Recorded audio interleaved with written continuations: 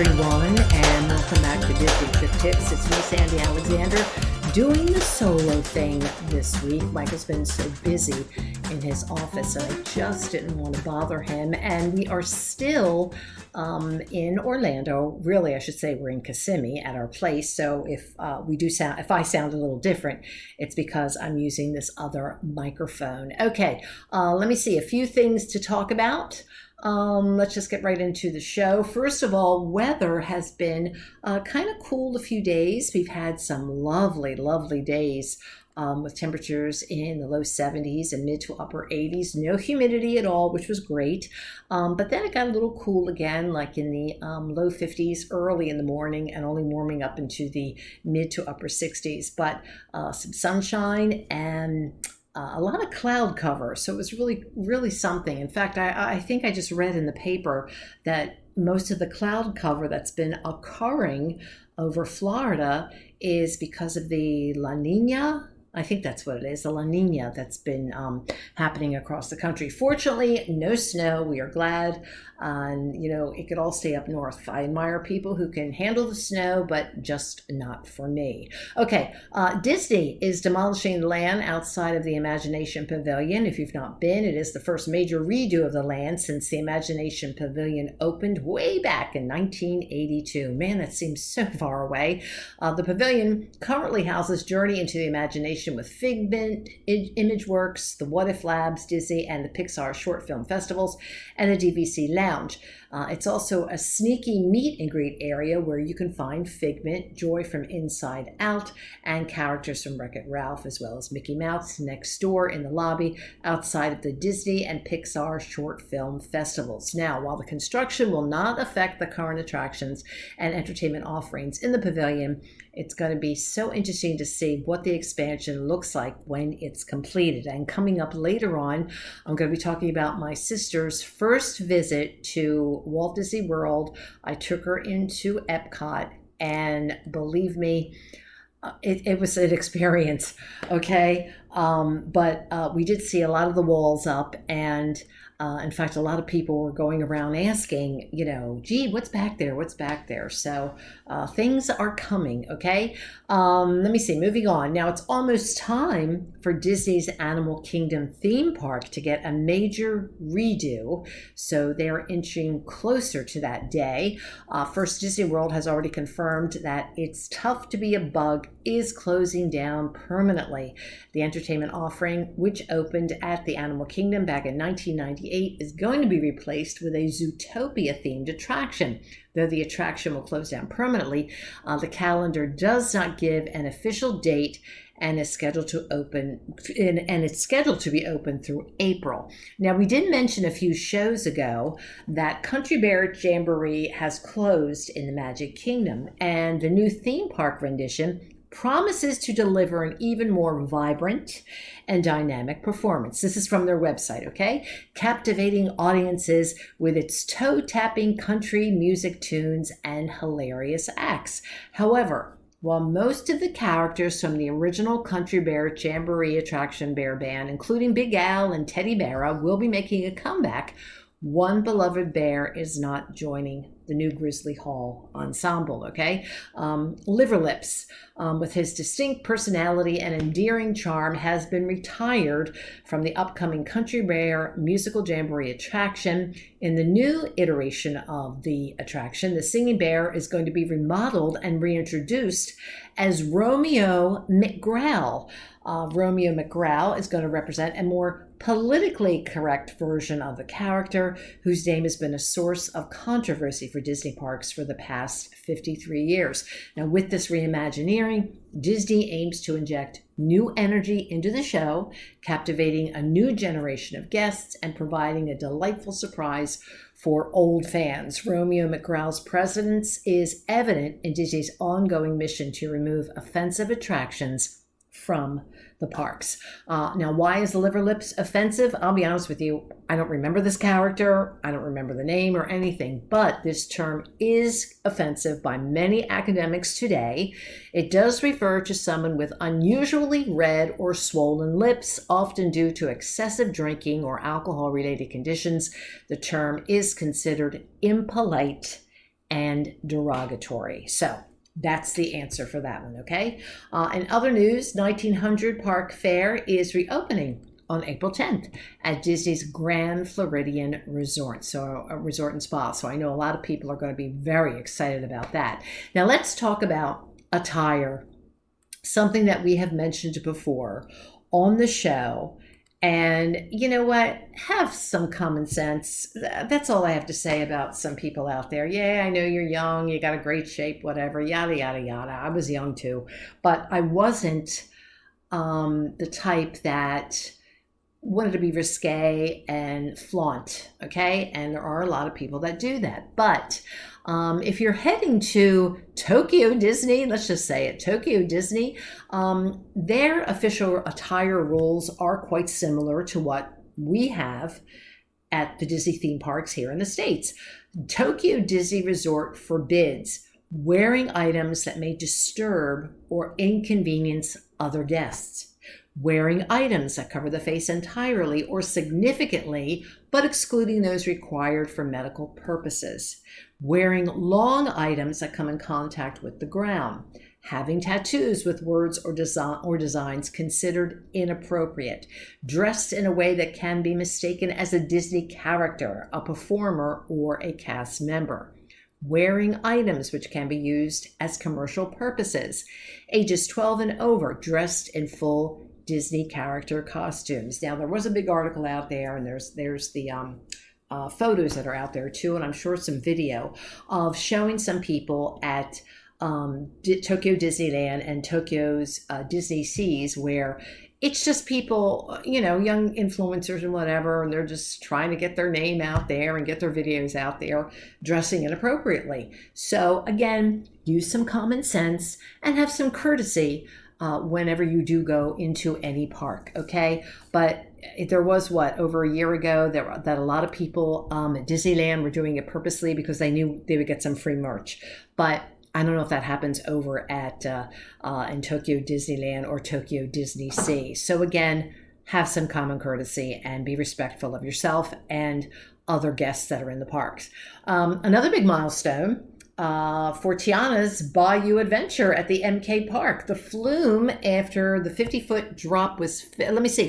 The flume, I got this all mixed up. The flume after the 50-foot drop was filled with water. I believe this was about a week ago for the first time since Splash Mountain closed. Splash Mountain closed its doors at Walt Disney World on January 23rd, 2023. Disneyland Splash Mountain closed slightly later on May 31st of 2023. No specific reopening date at this time, but websites for Disneyland and Walt Disney World only say that Tiana and her adventures are going to be opening this summer of 2024. I did see a picture of her animatronic. It was really, really cute. I mean, I love the movie anyway. I thought it was so sweet. So again, be on the lookout for that. Tiana's Bayou Adventure at the MK will be opening this summer. That's what the latest website says. Summer of 2024 at Walt Disney World Resort and the Disneyland Resort. Okay, some other things I wanted to talk about. My sister visited, and she's been down here before in the Orlando area, but she had never been to Walt Disney World before in her life. Now, she grew up with me, and on past shows, I've spoken about we live not too far from an amusement park, and there is a difference between an amusement park and a theme park. Something we had never seen when we were much younger and never even heard of when we were much younger too. We always had the amusements not far from us, and we knew the family, and we would hang around and go on all the rides for free and everything. But she was quite surprised when she saw everything. In fact, the park that I took her to, because I thought this would be a good one to start with, Epcot. So as we're driving, on 4 and getting on World Drive and so forth and everything, she sees the monorail for the first time. She's like, oh my gosh, can we go on that? And I was like, yeah, we can go on that. So what we did was we parked at Epcot, and she said, where does that take you? And I explained everything to her, and I said, well, you know what? Let's swing around and we'll go so you could see the MK. So we did that. She was like, wow, this is really cool. She had never seen anything or had been on anything like that before in her many years on this earth. So we left Epcot and we rode over to the MK. And first of all, of course, we went to the TTA, and you had to switch, and the express was down. So one of the cast members, I explained to her, I said, "Look, it's my sister's first time. Is there any way, we could take the resort monorail?" She says, "Oh yeah, go take it." So we went and took the resort monorail. So she got a chance to see the Polynesian. She got a chance to see the Grand Floridian, and then when we rode up to the Magic Kingdom, oh my gosh. I really didn't think my sister was going to have this type of what could I say, excitement, reaction, because as I said, she grew up with the Mickey Mouse Club. I mean, we were talking about it too, and she remembers when our father bought her and my late brother their own Mickey Mouse ears when the club was first around back in the 50s. So she was all excited about that.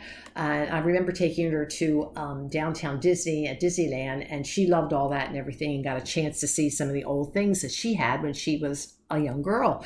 But this so excited her.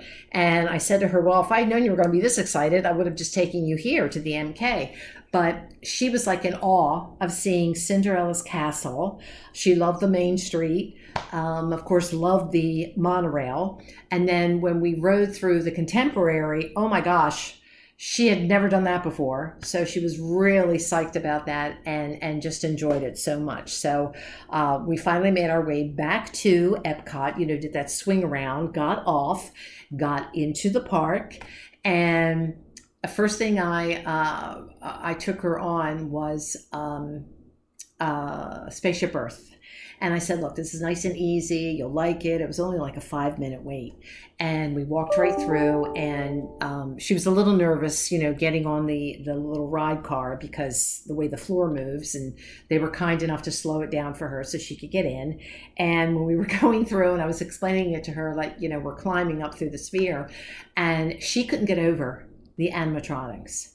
She just couldn't. She was so amazed at what she saw of the animatronics.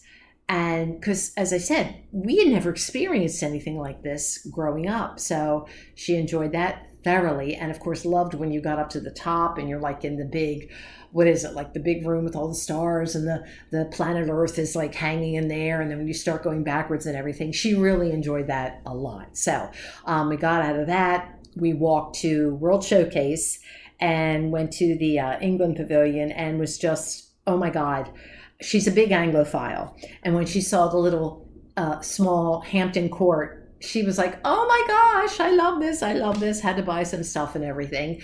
But it was the cutest thing that she's ever seen. Loved the little street that, of course, they had there and everything. The Twinings tea garden was closed down, so we didn't get a chance to go in there, but she just thought all that was like wonderful. At that time, we were getting hungry, so she didn't want anything to eat at the Rose and Crown. She didn't want anything from France. She did love all that with the Eiffel Tower. So of course we ended up eating Italian because we are Italian, and we went to Via Napoli and ordered an Italian a table for us. And this was my first time also eating in there also, and it was absolutely wonderful. Oh my gosh, I was very impressed with first of all, the pizza ovens that were in there, named after the volcanoes over in Italy, and the pizza was absolutely delicious. Oh my gosh, it was so mouth-watering. But she was so impressed with what she had seen and just couldn't get over this. She could not get over what was happening and what she was seeing in this restaurant. The only thing I will tell you, that restaurant was so noisy, because the waiter was talking to us in Italian and we were talking back to them. He couldn't really hear us. I couldn't really hear him. And I was like, oh my God, I hope I'm answering what he's asking me, that kind of thing, But I will tell you, the pizza was absolutely delicious. Couldn't eat all of it. Then we walked out, and I took her all the way around Epcot, and she saw the China Pavilion, which she absolutely loved that. Bought a whole bunch of stuff from in there. She loved all that trinket stuff. And I think she bought herself a sweatshirt too that she loved because it is the year of the dragon. And then we walked by the Mexican Pavilion, and we were back at the beginning again. She wasn't exactly thrilled with all the walking, but I tried to take as many shortcuts as I could for her. I mean, she can walk, but it was like, wow, we did all of that. And I said, yeah. I said, it's sort of like a beltway. You're like all the way back to the beginning again. So since she had already been on Epcot, Spaceship Earth, I said, you know what? Let's go try a few more things that may be less in timing. So we ended up going on, oh my gosh, I can't even think what we went on. Oh my gosh, yes, we went on the seas, and she loved that. It was only like, again, a 5-minute wait. So when I was telling her, you walk through, and she liked the way it had the feeling of like you were under the water, and the lights and the sounds and everything. And again, they slowed the conveyor belt down for her so she could get in the clamshell, and she enjoyed all of that. And we walked around. She saw some of the dolphins and some of the other animals that were in the big aquarium there. And I told her that this is where we swam 5-6 years ago with the kids, and did all the snorkeling there. And then we left there. And the final thing I said that I know that you will really love, and it's very easy, is Soarin'. So we walked over to the land, and I said, look, it's not going to be a long wait. And at the time, it was like a 50-minute wait. I said, oh, that's too, I said, we don't have to go. And she's like, no, let's go. I'm here. Let's try it. So I was pretty glad that she was game to do it. So we got something to drink, and we're standing in line, and we were having our sodas. And we met a very lovely young lady who was visiting the park by herself for the day. She was a teacher from Fairfax, Virginia. And this was her first stop, and she was like, oh, I love Soarin'. I love to, fly over all the lands and everything, and if they have the original film. And we were chatting about it and everything, and trying to explain it to my sister, because I had said to my sister, the day before we left, do you want to see it? Because, they have the point of view on YouTube. And my husband, Michael, was like, no, don't let her see it. Just let her be pleasantly surprised and everything. So I figured, okay, yes, she'll be pleasantly surprised. This is a nice, easy thing for her to try, since she likes Spaceship Earth, since she liked, the seas with Nemo and friends. Oh yeah, she's going to really love this one too. So we finally got up to our line, and this young lady ended up coming with us. So we were in the second row, getting our seats, ready for Soarin'. Well, of course, everyone should know when you take off on Soarin', and when the seats start to go up and the big screen comes up and it's all clouds and everything. Well, what I thought was going to be a pleasant experience for my sister did not turn out to be a pleasant experience for my sister. She was like, oh my gosh, what am I saying? And I was like, do you have vertigo? I mean, what happened? Is your vertigo kicking in? She's like, no, the vertigo is not kicking in, but I just can't look at this screen. So needless to say, she was in the very end seat, which I had asked her, let's switch. Let me sit there. And she's like, no, I'll sit here. And I was sitting next to her, and her head basically was in my shoulder for most of Soarin'. I said, look, we're going over water. It was the old film, going through California and everything. I said, look, it's a beautiful lake, and there's the kayakers, and oh my gosh, here's the PGA Tour. Look, he's going to hit a golf ball and everything. She would not open her eyes and look. And I'm like, oh my God, I have traumatized my sister on Soarin'. Now, needless to say, she was laughing a little bit, but she couldn't look. She couldn't open her eyes. I was laughing hysterically. The woman that we had just met was laughing. And the two men sitting next to us were also laughing too, because it was like, this is a gentle ride. How could you be so upset? And then, of course, at the very end, when you fly over Disneyland and you're up where all the fireworks are, that totally freaked her out. So I said to her, I am so sorry, Elizabeth. I am so sorry. I have traumatized you on Soarin', because she just wouldn't open her eyes. I said, my God, she can't even look at this now. She can't even see Everest. So anyway, she did not particularly care for Soren, but after we got off and she's walking through, she started to laugh a little bit more. And I said, look, do you think you can go on it again? And she says, well, not now. So hopefully next time that she comes, I will take her back on there, because now she's got a little bit more of a feeling of what the ride is. But I felt really bad that, my God, I have traumatized my sister just on going on Soren. But again, we did get a very good laugh about it. And she had a big drink afterward. So I'm glad about that. Other things that we did that I wanted to mention to you guys before, if you want to take a day away from the parks and do something outside of the parks, take a drive. It's like maybe 30 minutes to get there. It's Winter Park. If you have never been, it's a cute little town, and it has in there the Charles Morse Museum. This museum houses what Louis Comfort Tiffany created. So I know when you think of Tiffany's, you think of the blue box and the jewelry and everything up in New York, and that's true, but he also created the Tiffany lamps and Tiffany whatever. But this museum houses millions upon millions of dollars of his lamps, of walls that are made of Tiffany, of transoms, of beautiful windows. There's also garden doors that were in someone's home that he created. Tiffany, all Tiffany. So again, it's called Winter Park. Not a long drive from Orlando, especially if you go like mid-morning, the traffic will move pretty quickly. And it's called the Charles Morse Museum. Look it up online. In fact, I'll post a link at the Disney Trip Tips Facebook page. We also took a drive. This took about an hour and a half from where we live outside of Orlando, Kissimmee, to Sebastian, which I had never heard of, Sebastian, Florida, and it's on the Treasure Coast. And we went to go visit my sister's stepdaughter, and she lives in this little town of Sebastian with her husband.